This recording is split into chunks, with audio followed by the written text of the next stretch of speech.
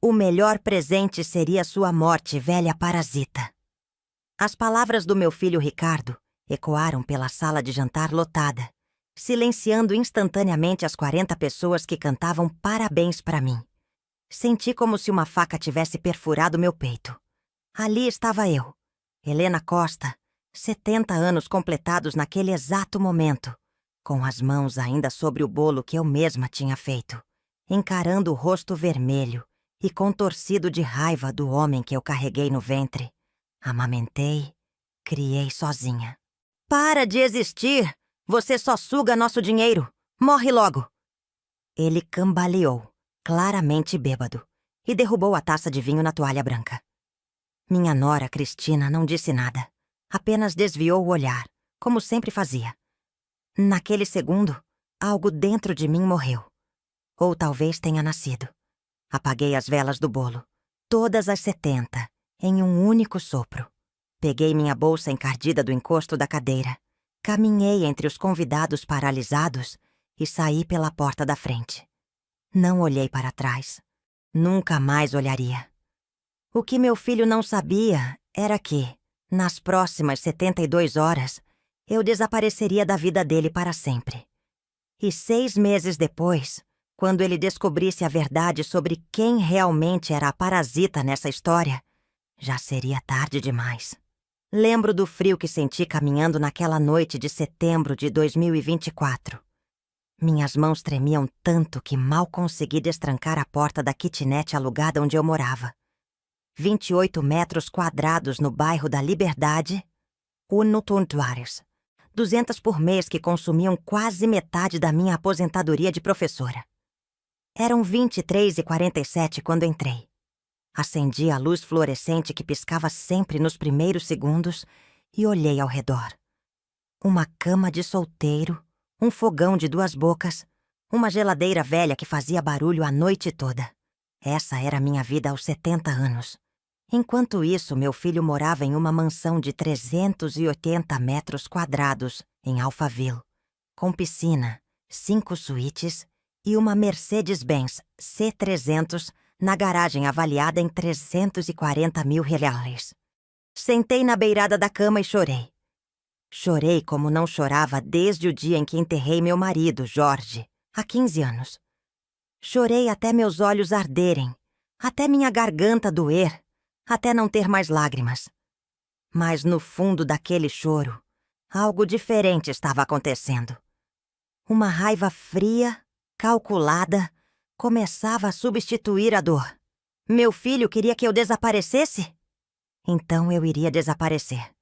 Mas não do jeito que ele imaginava. Às 2h34 da manhã, ainda acordada, peguei meu celular e comprei uma passagem só de ida para Lisboa. TAP, saída no dia seguinte às 18h40. 4.890 no cartão de crédito. Quase tudo que eu tinha disponível. Fiz uma mala pequena com roupas simples, peguei minha pasta de documentos e fechei a porta da kitnet. Deixei as chaves com o porteiro e uma carta para o dono, dizendo que não voltaria. 48 horas depois do meu aniversário, eu estava em um avião cruzando o Atlântico. E Ricardo não fazia a menor ideia. Mas para entender como cheguei até ali, preciso voltar no tempo. Preciso contar o que ninguém naquela festa sabia. Ou fingia não saber. Conheci Jorge Costa em 1974, quando eu tinha 20 anos e ele 24. Eu estava no 3º ano de pedagogia na USP. Ele cursava farmácia. Nos casamos em 1976 e em 1982 nasceu Ricardo, nosso único filho. Naquela época, Jorge trabalhava em uma empresa farmacêutica e eu já era professora efetiva da rede estadual. Morávamos em um apartamento de 2 quartos no Tatuapé, que compramos com muito sacrifício. 180 mil reais na época, pagos em 15 anos de financiamento. Em 1985, Jorge e outros 3 farmacêuticos decidiram abrir uma empresa própria, a Farma Brasil Ltda. Ele investiu 45 mil reais das nossas economias e ficou com 15% das ações. Eu apoiei, mesmo sabendo que aquele dinheiro era praticamente tudo o que tínhamos guardado. É nosso futuro, Helena, ele dizia com aquele sorriso confiante que me fez apaixonar por ele. Um dia vamos viajar o mundo com esse dinheiro. Ricardo cresceu. Foi um menino mimado, admito, mas era nosso único filho. Em 2000, quando ele tinha 18 anos, entrou para a medicina na USP. A realização do sonho dele e nosso. Eu estava no auge da minha carreira. Tinha me tornado diretora de uma escola estadual em Santana. Ganhava bem para os padrões da época, cerca de $8.500 por mês. Jorge continuava trabalhando na área farmacêutica, mas não mais como sócio. Ele havia vendido suas ações da Pharma Brasil em 1992 por $80.000. Precisamos de dinheiro líquido, ele justificou. Usamos parte para reformar o apartamento e o resto foi para a poupança. Então, em dezembro de 2009, Jorge teve um infarto fulminante. Estava dirigindo para o trabalho, perdeu o controle do carro e bateu em um poste. Morreu instantaneamente, aos 59 anos. Eu tinha 55. Ricardo estava no 4º ano de medicina. O mundo desabou. Mas eu não podia desabar. Tinha um filho na faculdade, contas para pagar, uma vida para manter em movimento. O seguro do carro pagou $35.000. A pensão por morte do INSS me daria $3.200 mensais. Havia também o apartamento, já quitado, avaliado em $650.000 e cerca de $120,000 em poupança e aplicações. No funeral, Ricardo me abraçou e disse: "Mãe, vou terminar medicina e cuidar de você. Prometo. Você nunca vai precisar de nada." Acreditei nele. Em 2011, Ricardo se formou. Queria fazer residência em ortopedia no Hospital das Clínicas, mas não era remunerada nos primeiros anos. "Mãe, você pode me ajudar? É só por 2 anos. Depois vou trabalhar e devolver tudo." Comecei a transferir $2.500 por mês para ele. Em 2013, ele conheceu Cristina, uma arquiteta de família rica. Casaram-se em 2014, em uma festa de $180.000 que eu paguei metade. $90.000 sacados do meu FGTS, de 30 anos como professora.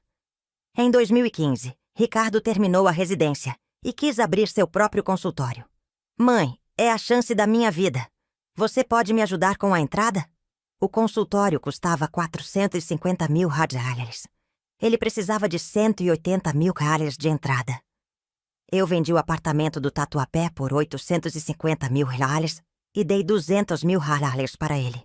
Aluguei a kitnet na Liberdade e guardei o restante do dinheiro para emergências. "É investimento no futuro do meu filho", eu dizia para mim mesma toda noite. Mas o que eu não sabia era que Ricardo tinha mentido para mim.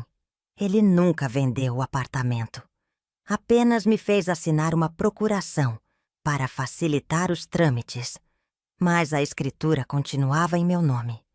Ele usou meu imóvel como garantia para pegar empréstimos bancários e montar o consultório. Eu só descobriria isso muito tempo depois.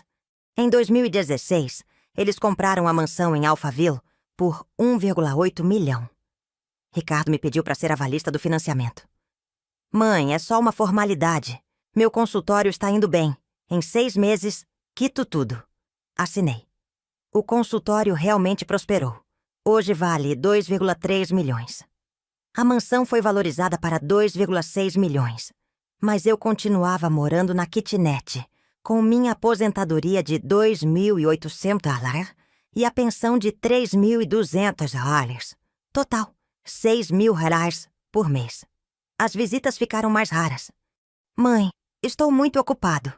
"Mãe, Cristina não está se sentindo bem." "Mãe, não dá para você dormir aqui. Não temos quarto de hóspedes." Mentira. A mansão tinha 5 suítes. O que Cristina não queria era uma velha dentro de casa. Como eu ouvi ela dizer uma vez ao telefone, achando que eu não estava ouvindo. Eu visitava Ricardo uma vez por mês, sempre levando comida. Aquele bolo de cenoura que ele adorava. A lasanha que eu fazia desde que ele era criança. Cristina nunca agradecia. Ricardo mal olhava para mim. Mas eu continuava indo porque ele era meu filho. Meu único filho. O homem que eu prometi ao Jorge que cuidaria sempre. E então chegamos ao aniversário de 70 anos. Setembro de 2024. Ricardo insistiu em fazer uma festa. Mãe, você merece. Fiquei emocionada. Finalmente ele estava reconhecendo tudo o que fiz.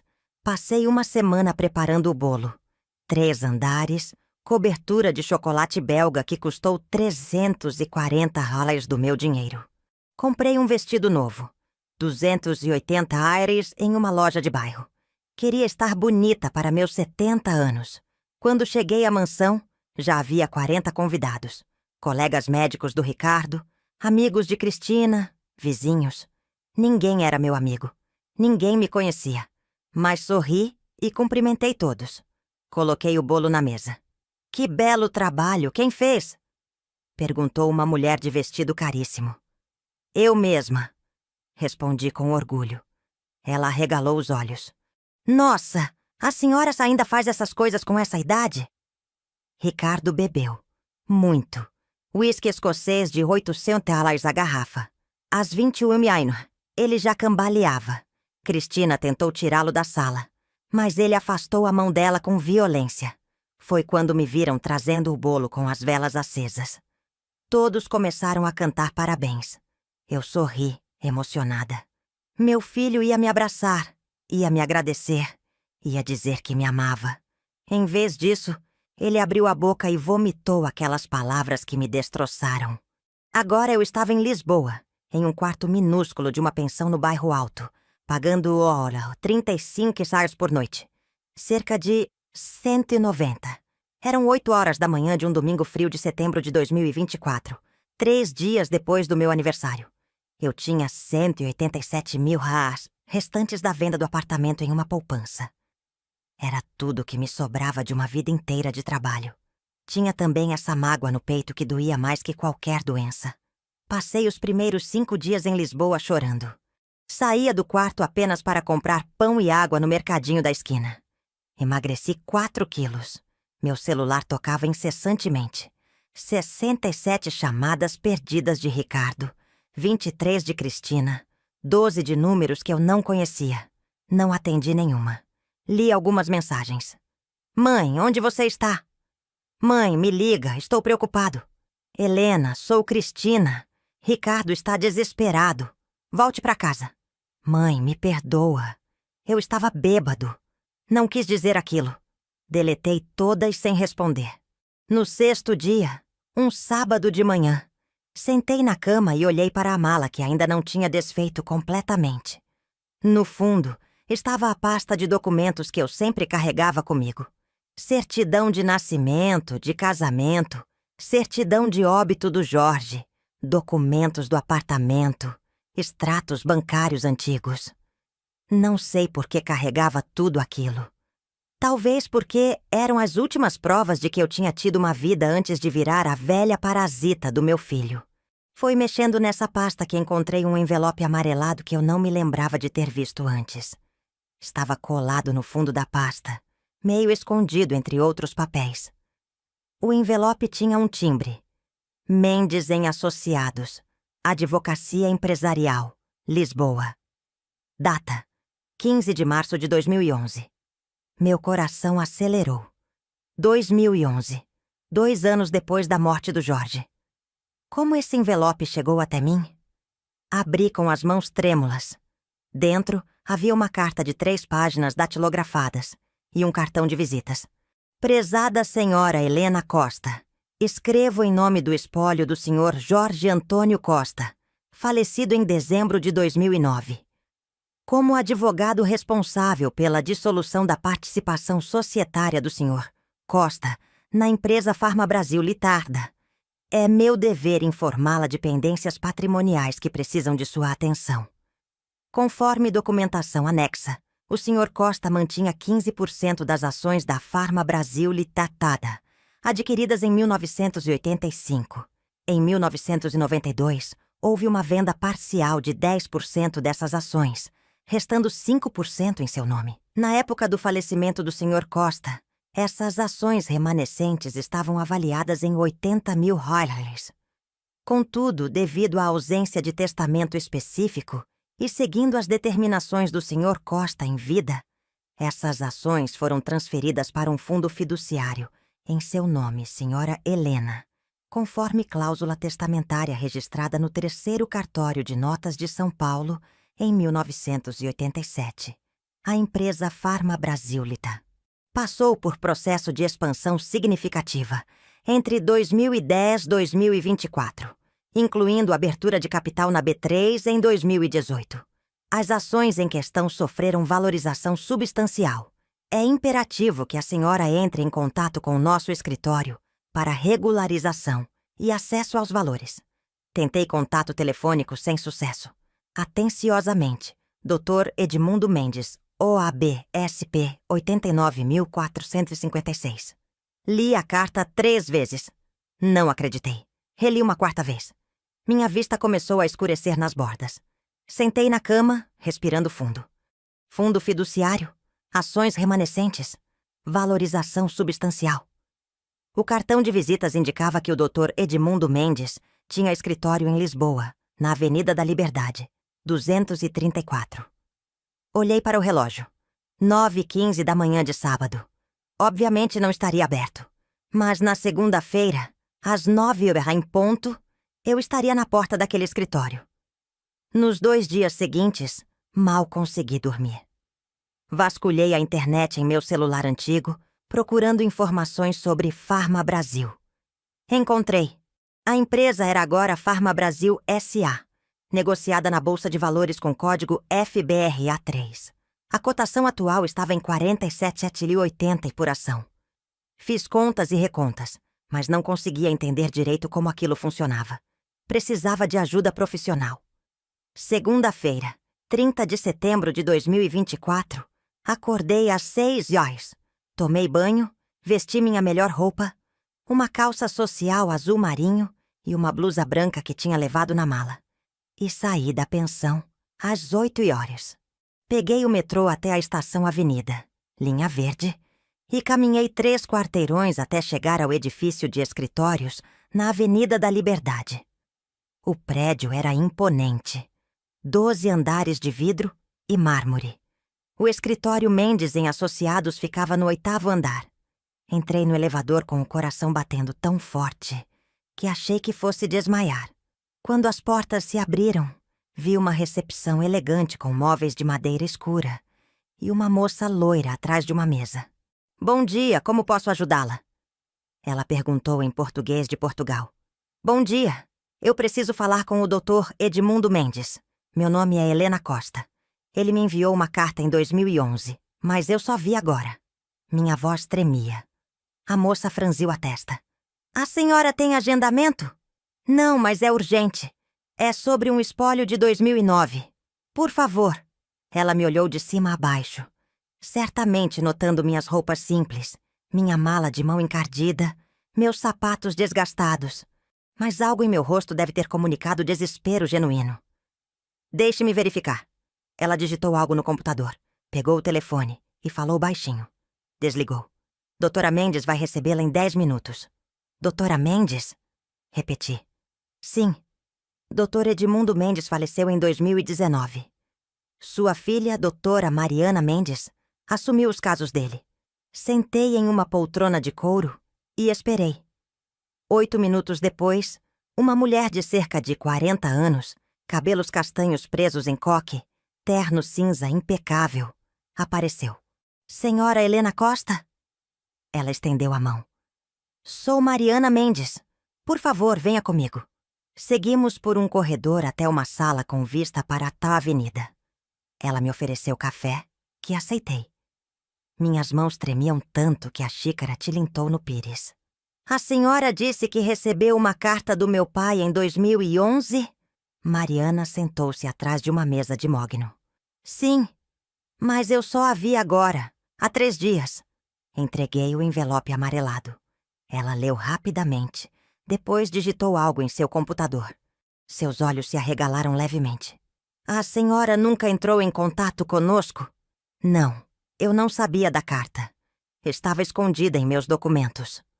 Mariana respirou fundo. Senhora Helena, o caso da senhora está em nosso sistema como pendente de localização do beneficiário desde 2011. Tentamos contato por 13 anos. Eu nunca recebi nenhuma ligação. Provavelmente mudou de número. Ela virou o monitor do computador para mim. A senhora sabe o que é um fundo fiduciário? Não. É um mecanismo legal onde ativos são mantidos em custódia para um beneficiário específico. No caso da senhora, seu falecido esposo, Jorge Costa, estabeleceu que 5% das ações remanescentes da Pharma Brasil Létida seriam transferidas para a senhora em caso de falecimento dele, mas mantidas em custódia até que a senhora atingisse 65 anos de idade ou solicitasse acesso antes em caso de necessidade comprovada. Minha cabeça girava. Eu completei 70 anos há uma semana. Então a senhora tem acesso imediato e irrestrito aos ativos. Mariana digitou mais algumas coisas. Senhora Helena, preciso que a senhora se prepare para o que vou dizer. As ações da Pharma Brasil S.A. sofreram splits e valorizações consideráveis nos últimos 15 anos. Os 5% originais do Sr. Jorge, que valiam 80 mil yuanes em 2011, hoje representam um montante de... Ela pausou, como se estivesse calculando mentalmente. 4.835 mil reais. O mundo parou. Não sei quanto tempo fiquei em silêncio. Talvez 1 minuto. Talvez 5. Mariana me observava com uma mistura de preocupação e profissionalismo. Senhora Helena, 4.735 mil reais? Repeti lentamente, sílaba por sílaba, como se estivesse aprendendo uma língua estrangeira. Sim, rendimentos capitalizados inclusos. O fundo investiu os dividendos ao longo dos anos. A senhora nunca trabalhou com grandes valores? Eu sou professora aposentada, murmurei. Minha pensão é de 3.200 dólares. Moro em uma kitnet de 1.200 dólares. Mariana fechou os olhos por um segundo, compreendendo a situação. Mas há algo mais, ela disse suavemente. Mais? Minha voz saiu como um sussurro. Meu pai menciona na carta que havia pendências patrimoniais, no plural. Ao revisar o processo, vejo que há uma questão imobiliária não resolvida. Ela clicou em outro arquivo. A senhora vendeu um apartamento no bairro do Tatuapé em 2015? Meu coração gelou. Sim, para ajudar meu filho a abrir um consultório médico. A senhora assinou a escritura de venda? Meu filho disse que sim. Eu assinei muitos papéis naquela época. Mariana digitou furiosamente. Fez uma ligação para alguém falando em português de Portugal muito rápido. Desligou. Fez outra ligação, dessa vez para o Brasil. Esperou. Alguém atendeu. Boa tarde, aqui é doutora Mariana Mendes, do escritório Mendes em Associados de Lisboa. Preciso de uma certidão atualizada de um imóvel em São Paulo. Endereço: Rua Apeninos, 1247, apartamento 83, Tatuapé. Matrícula. Ela leu uma sequência de números do computador. Sim, urgente. Pode enviar por e-mail para infoimendesassociados.pt?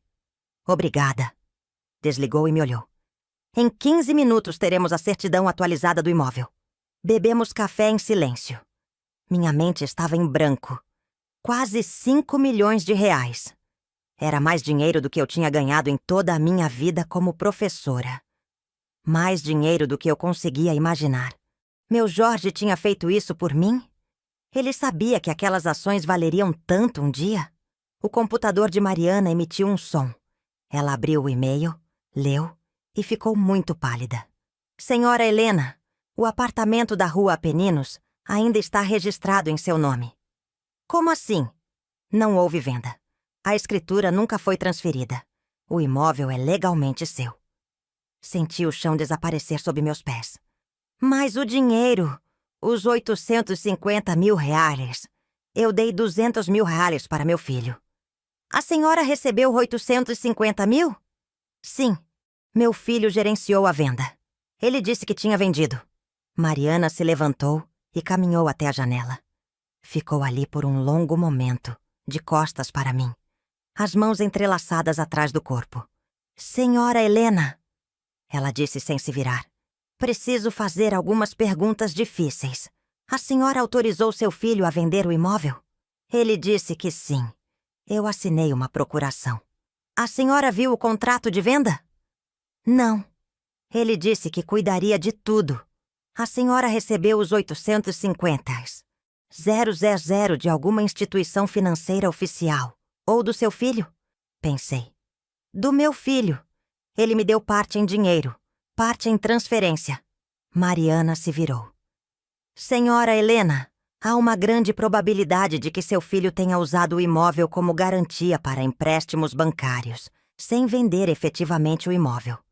Ele provavelmente te pagou do dinheiro que ele mesmo pegou emprestado, usando seu apartamento como calção. Minha garganta fechou. Mas por que ele faria isso? Porque dessa forma ele teria acesso a muito mais dinheiro do que se vendesse o imóvel. Um apartamento no Tatuapé avaliado em 850 mil reais em 2015 provavelmente vale 1,9 milhão hoje. Com ele como garantia, seu filho poderia ter conseguido empréstimos de 1,5 milhão ou mais. Ricardo tinha roubado de mim. Ricardo tinha mentido. Ricardo tinha usado meu nome, meu imóvel, minha confiança. E depois tinha me chamado de parasita. O que eu faço? Sussurrei. Mariana voltou para a mesa e pegou um bloco de notas. Primeiro, vamos regularizar seu acesso ao fundo fiduciário. Isso leva cerca de 7 dias úteis com documentação acelerada. Segundo, vamos contratar um advogado imobiliário em São Paulo para investigar o que exatamente foi feito com seu apartamento. Terceiro, dependendo do que encontrarmos, vamos iniciar processos legais de ressarcimento e anulação de procurações. Eu não tenho dinheiro para pagar advogados, disse, a voz falhando.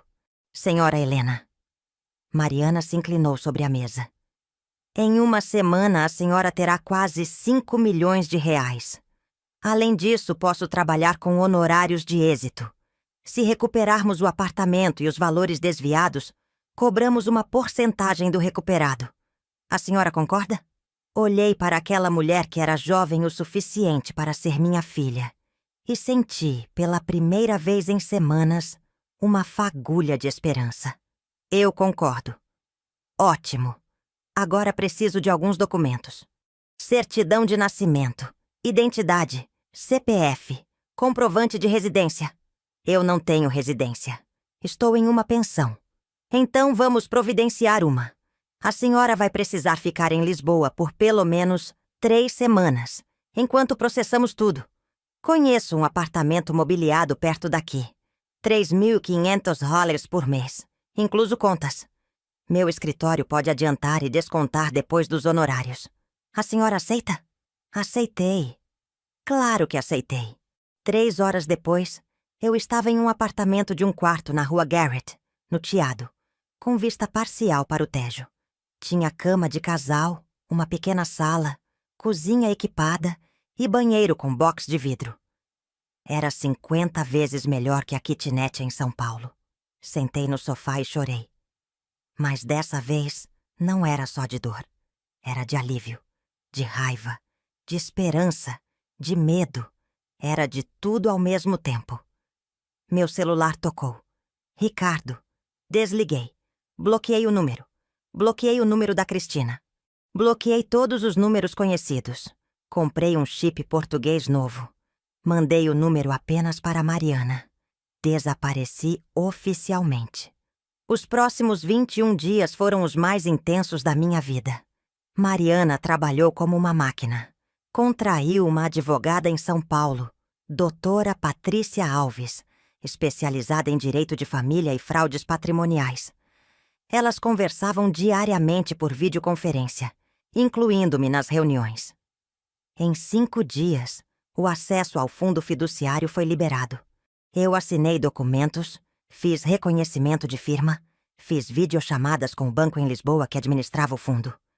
No dia 8 de outubro de 2024, exatamente 18 dias após meu aniversário, 4.735 mil reais foram depositados em uma conta corrente recém-aberta no Millennium BCP, em meu nome. Olhei para o saldo no aplicativo do celular e tive que sentar. 4.735 mil reais. Digitei minha senha 3 vezes para confirmar que aquilo não era um sonho. Não era. Era real.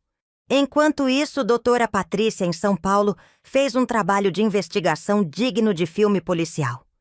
Descobriu que o apartamento da Rua Apeninos realmente nunca foi vendido e permanecia em meu nome. Ricardo tinha usado uma procuração que eu assinei em 2015. Eu me lembrava vagamente disso. Para hipotecar o imóvel e conseguir 1,2 milhão de reais em empréstimos com 2 bancos diferentes. Parte desse dinheiro, os 850,000 que ele me pagou, era literalmente meu próprio dinheiro emprestado pelos bancos, usando minha propriedade como garantia. Ricardo usou os 1,2 milhões para investir no consultório médico, que prosperou e hoje vale 2,3 milhões de reais. Eu era avalista da mansão de 1,8 milhões que eles compraram, com dívida remanescente de 780 mil reais. Eu era avalista de um empréstimo empresarial do consultório médico de 340 mil reais. Total, Ricardo devia aos bancos 1,12 milhão, garantidos pelo meu imóvel ou pela minha assinatura como avalista. Doutora Patrícia montou uma estratégia cirúrgica. Fase 1. Revogação de procurações. Revogar imediatamente todas as procurações que concedi a Ricardo, registrando em cartório e notificando os bancos. Fase 2. Anulação das avalizações.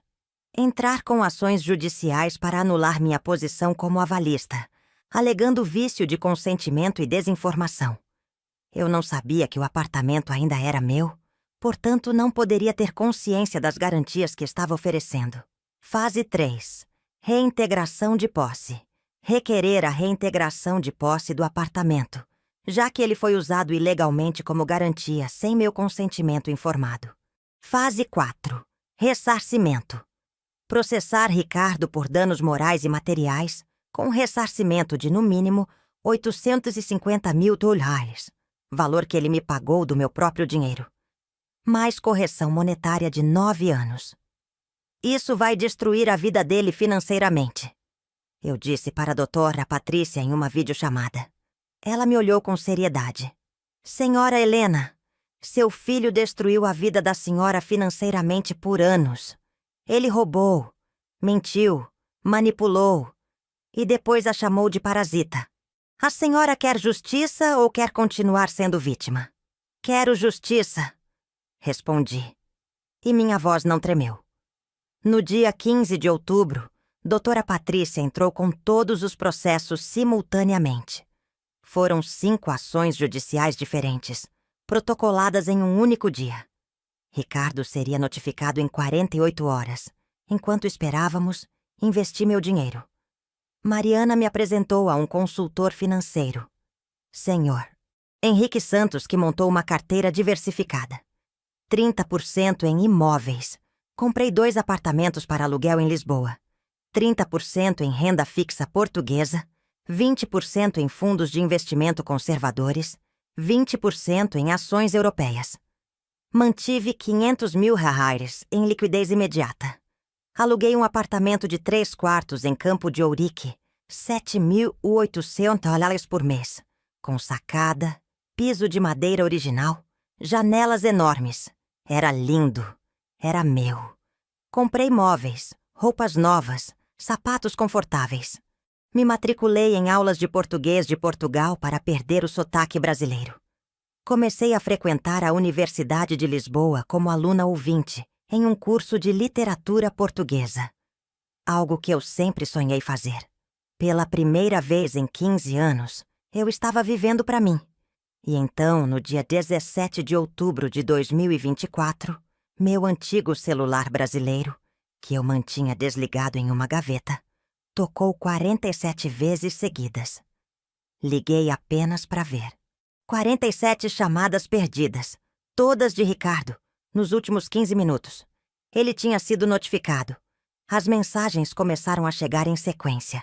Como eu não tinha bloqueado o WhatsApp do número antigo, apenas o número de telefone, as mensagens apareciam. Mãe, pelo amor de Deus, me atende. Mãe, o que você fez? Estou recebendo notificações judiciais aqui. Mãe, onde você está? Eu vou perder tudo. Mãe, me ajuda. Eu imploro. Não respondi.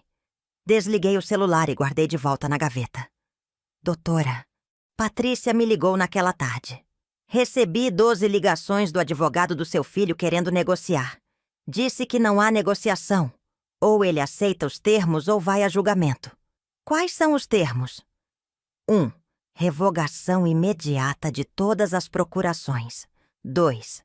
Transferência da propriedade do apartamento de volta para seu controle absoluto, com quitação de todas as hipotecas por parte dele. 3. Pagamento de 1,2 milhão de ressarcimento pelos valores desviados, corrigidos monetariamente, em 60 parcelas. 4. Remoção do seu nome como avalista de todos os compromissos dele. 5. Assinatura de termo de reconhecimento de dívida moral. E se ele não aceitar? Os bancos vão executar as dívidas. Como a senhora vai anular sua posição como avalista, os bancos vão atrás dos bens do Ricardo. A mansão será penhorada. O consultório pode ser atingido. Ele vai perder tudo. Fechei os olhos. Visualizei Ricardo, meu menino. Aquele bebê que eu segurei nos braços no hospital. Aquele garoto que corria pela sala rindo. Aquele adolescente que me abraçou no dia da formatura. Mas então visualizei também o homem bêbado gritando: o melhor presente seria sua morte, velha parasita. E a imagem do bebê desapareceu. Sem negociação, eu disse firmemente. Ele tem 72 horas para aceitar os termos ou vamos a julgamento. Ricardo pediu uma reunião presencial. Doutora Patrícia recusou. Ele implorou para falar comigo ao telefone. Doutora? Patrícia disse que eu estava fora do país e incomunicável. Ele ofereceu pagar 800 mil dólares em 120 parcelas. Doutora Patrícia contrapropôs 1,5 milhão dólares em 48 parcelas. Ele disse que não tinha como pagar isso. Doutora Patrícia respondeu: então prepare-se para o leilão da sua mansão. No terceiro dia, 20 de outubro, às 17h43, o advogado de Ricardo enviou um e-mail. Meu cliente aceita os termos. No dia seguinte, Ricardo assinou todos os documentos em cartório. Revogação de procurações. Compromisso de quitação das hipotecas do apartamento do Tatuapé até 30 de novembro de 2024. Pagamento de 1,5 milhão dólares em 48 parcelas de 31.250 dólares, com início em dezembro de 2024. Remoção do meu nome como avalista mediante pagamento de garantias alternativas. Termo de reconhecimento de dívida moral no valor de 850 mil dólares por danos materiais e 300 mil reais por danos morais. Para conseguir dinheiro imediato, Ricardo vendeu a Mercedes-Benz C300 por 280 000 e pediu empréstimos para os colegas médicos. Doutora Patrícia me ligou no dia 30 de novembro. Senhora Helena, as hipotecas do apartamento foram quitadas. O imóvel está limpo e totalmente em seu nome. Vale hoje 1,92 milhão. Coloquei o apartamento para alugar por 4.500 dólares mensais. Alugou em 6 dias. Ricardo não conseguiu quitar as dívidas da mansão. No dia 12 de dezembro, o banco executou a hipoteca. A mansão de Alphaville foi a leilão, arrematada por 2,1 milhões. Com o valor, quitaram a dívida de 780 mil reais e devolveram o excedente de 1,32 milhão dólares para Ricardo e Cristina. Mas o consultório médico também estava hipotecado. Ricardo não conseguiu levantar os 340 mil reais necessários. No dia 20 de janeiro de 2025, O banco penhorou o consultório.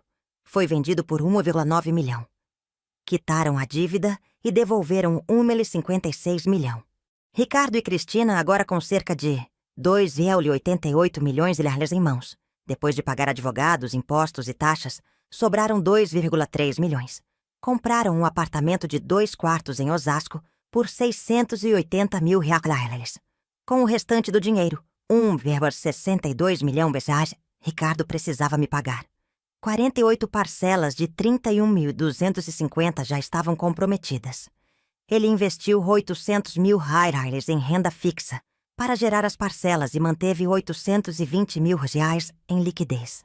Ricardo agora trabalha como plantonista em 3 hospitais diferentes, ganhando cerca de 28 mil reais por mês, dos quais 31.250 vinham dos rendimentos dos investimentos somados ao salário. Cristina voltou a trabalhar como arquiteta autônoma. Eles vivem apertados, mas não estão na miséria. Apenas vivem o que eu vivi por 15 anos. Uma vida simples, sem luxos, com contas para pagar. Eu, por outro lado, estava recebendo 31.250 mensais do Ricardo. 4 horas. 500 de aluguel do apartamento do Tatuapé. Cerca de 18 mil reais de rendimentos dos meus investimentos. 6 mil reais da aposentadoria e pensão. Total, 59.750 por mês. Mas não era sobre o dinheiro. Nunca foi. Dezembro de 2024 chegou e com ele o Natal. Acordei no dia 25 no meu apartamento em Lisboa. Preparei um café da manhã simples. Croissants frescos da padaria da esquina. Queijo Serra da Estrela. Geleia de framboesa. E sentei na sacada para ver a cidade acordar. Meu celular português vibrou. Uma mensagem de um número desconhecido brasileiro. Vó, é o Miguel. Consegui seu número com a doutora Patrícia. Feliz Natal. Te amo e sinto sua falta. Meu pai não quis me dar seu contato, mas eu precisava falar com você. Miguel, meu neto de 11 anos. O filho do Ricardo. Lágrimas encheram meus olhos imediatamente. Respondi. Miguel, meu amor, Feliz Natal para você também. Eu também te amo muito e sinto sua falta todos os dias. Como você está? Ele respondeu em segundos. Triste. Mudamos de casa. Meu pai chora toda noite. Minha mãe está brava o tempo todo. Mas eles não me contam nada. O que aconteceu, vó? Como explicar para uma criança de 11 anos que o pai dele destruiu a vida da avó? Como dizer que o homem que ele admira é um ladrão mentiroso? É complicado, meu amor. Adultos às vezes fazem escolhas ruins e precisam lidar com as consequências. Mas não é culpa sua. Nunca foi. Você está estudando? Sim, mudei de escola. A nova é pública, mas tá boa. Vó, você vai voltar um dia? Olhei pela sacada. Lisboa brilhava sob o sol fraco de inverno. Pensei na vida que eu construí ali. Pensei nas aulas na universidade, nos amigos que fiz, na paz que encontrei. Pensei no Brasil, no calor, no português cantado, no Miguel. Não sei, meu amor. Mas você pode me visitar quando for maior. Prometo. Tá. Te amo, vó. Te amo mais. A conversa terminou. Fiquei olhando o telefone por longos minutos. Parte de mim queria voltar, abraçar Miguel, dizer que estava tudo bem. Mas a parte mais forte de mim, a parte que tinha acordado naquela noite de aniversário, sabia que voltar seria regredir. Eu não podia salvar Miguel da vida que Ricardo construiu. Só podia salvar a mim mesma. No dia 15 de janeiro de 2025, recebi um envelope via DHL. Remetente, Ricardo Costa. Endereço de Osasco. Abri com as mãos trêmulas. Dentro, havia uma carta manuscrita. 8 páginas. Letra trêmula. Manchas que pareciam lágrimas. Mãe, não sei se a senhora vai ler isso. Não sei se a senhora me odeia. Provavelmente me odeia. Eu me odeio. Nestes 4 meses perdi tudo. A mansão, o consultório, a Mercedes, meus amigos, minha reputação. Cristina mal fala comigo. Miguel me pergunta por que mudamos de casa e eu não sei o que responder. Mas o pior de tudo, mãe, foi perceber o que eu perdi há muito tempo. E não percebi. A senhora. A única pessoa que sempre esteve ali. A única pessoa que me amou incondicionalmente. E eu cuspi nesse amor. Eu o destruí. Eu era bêbado na noite do seu aniversário. Mas bêbado fala o que o sóbrio pensa. Eu realmente achava que a senhora era um peso. Achava que tinha feito tudo sozinho. Esqueci de cada centavo que a senhora investiu. Esqueci das noites que a senhora ficou acordada cuidando de mim quando eu era criança. Esqueci dos sacrifícios. Esqueci de tudo. Quando recebi as notificações judiciais e descobri o que eu tinha feito, como usei o apartamento da senhora, como menti, como roubei, fiquei doente. Literalmente doente. Passei 3 dias vomitando de ansiedade, porque percebi que eu tinha me tornado um monstro. A senhora tinha quase 5 milhões guardados. A senhora poderia ter me ajudado a qualquer momento. Mas eu nunca ajudei a senhora. A senhora morava em uma kitnet enquanto eu tinha uma mansão. A senhora tinha 70 anos e nenhuma ajuda enquanto eu tinha tudo. Eu sou o parasita, mãe. Sempre fui. Não estou pedindo perdão porque não mereço. Não estou pedindo para a senhora voltar porque não tenho esse direito. Estou apenas dizendo que a senhora fez a coisa certa. A senhora me deu exatamente o que eu merecia. Vou pagar cada centavo dos 1,5 milhão. Vou trabalhar até morrer se for preciso. Não por obrigação legal, mas porque é o mínimo que posso fazer. Miguel pergunta pela senhora todo dia. Eu digo que a senhora está feliz em Portugal. Porque eu espero que esteja. Eu realmente espero que a senhora tenha encontrado paz. A senhora é a mulher mais forte que eu conheço. E eu fui o filho mais fraco. Com respeito e vergonha eterna. Ricardo. Dobrei a carta e a coloquei em uma gaveta. Não respondi. Não sabia o que responder. A raiva tinha passado. A mágoa ainda estava ali, mas mais fraca. O que eu sentia agora era vazio. Como se Ricardo fosse um estranho me escrevendo. E talvez fosse. Hoje é 21 de outubro de 2025. Exatamente 1 ano após aquele aniversário. Completei 71 anos na semana passada. Celebrei sozinha, em um restaurante português com vista para o Tejo, comendo bacalhau à Brás e bebendo vinho verde. Foi perfeito. Estou sentada na sacada do meu apartamento, usando um roupão de seda que comprei na Baixa, bebendo café expresso, vendo Lisboa acordar. Meu cabelo, que antes eu pintava de castanho escuro para esconder os brancos, agora é totalmente branco. Deixei crescer. Está nos ombros. Uso óculos redondos de armação dourada que comprei em uma ótica chique, na Avenida da Liberdade. Pareço uma intelectual portuguesa. Talvez esteja me tornando uma. Meus investimentos agora somam 6,2 milhões, incluindo os pagamentos de Ricardo, os aluguéis e a valorização dos ativos. Matriculei-me em um mestrado em literatura brasileira na Universidade de Lisboa. Minha dissertação será sobre Machado de Assis. Faço aulas de francês às terças e quintas. Nos fins de semana viajo. Já conheci Porto, Coimbra, o Algarve, Madeira. Em novembro vou para Paris, sozinha. E está tudo bem. Tenho amigos aqui. Portugueses, brasileiros expatriados, alguns professores da universidade. Saímos para jantar, vamos ao teatro, discutimos livros. Pela primeira vez na vida, as pessoas me conhecem como Helena, não como mãe do Ricardo ou viúva do Jorge. Apenas Helena. Miguel me manda mensagens toda semana. Contei a ele a verdade. Uma versão suavizada, mas a verdade. Ele entendeu. Disse que quando completar 18 vai me visitar. Falei com doutora Patrícia e estabeleci um fundo fiduciário de 500 mil harares para a educação dele. Quando fizer 18, terá acesso para pagar universidade, moradia, o que precisar. Não vou deixar que ele pague pelos erros do pai.